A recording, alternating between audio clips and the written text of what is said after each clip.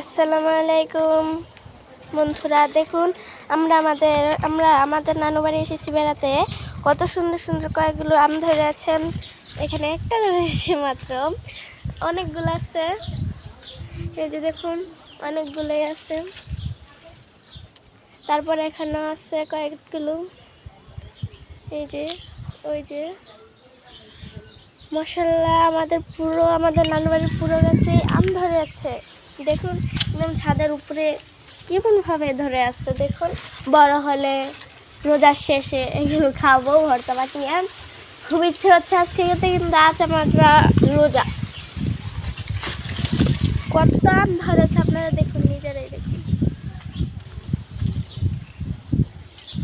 কত আম যে ধরে আসছে গাইস।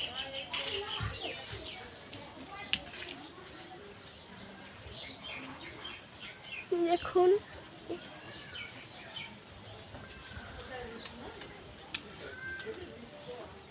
দেখুন কত আম ধরে আছে।